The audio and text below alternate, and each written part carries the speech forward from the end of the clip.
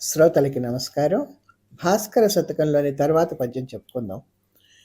చంద్రకళావతంసు కృప చాలని నాడు మహాత్ముడైనన్ తా సాంద్ర విభూతి పాసి ఒక జాతి విహీనుని కొల్చి ఉంట యోగీంద్ర నృతాంఘ్రి పద్మ మతిహీనత నొందుట కాదుగా హరిశ్చంద్రుడు వీరబాహుని నిజంబుగా కొల్వడే నాడు భాస్కర.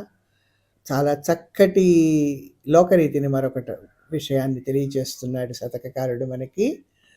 యోగీశ్వరుల చేత కొనియాడబడేటువంటి పాదపద్మాలు కలిగిన భాస్కరుడు అంటే సూర్య భగవానుడు ప్రత్యక్ష సాక్షి లోకరీతులకి.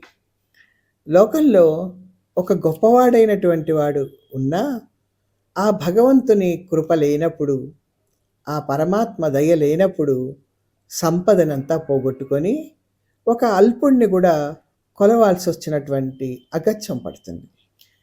ఎట్లాట, హరిశ్చంద్రుడు చక్రవర్తి కానీ దైవానుగ్రహం లేకపోవడంతో తక్కువ కులస్థుడైనటువంటి వీరబాహుణ్ణి సేవించాడు. కాబట్టి ఈశ్వరుని దయ ముఖ్యం, ఆ పరమాత్మ దయ ముఖ్యం. ఇది ఒక పురాణ గాథ మనకి తెలిసిందే.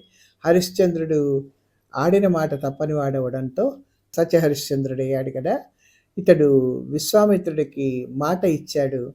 ఇచ్చిన ప్రకారం ధనాన్ని సమకూర్చలేకపోవడంతో ఆ అప్పు తీర్చడం కోసం కాశీపురంలో వీరబాహుడు అనే ఒక తక్కువ కులస్థుడికి అమ్మబడి అతన్ని సేవించాడు.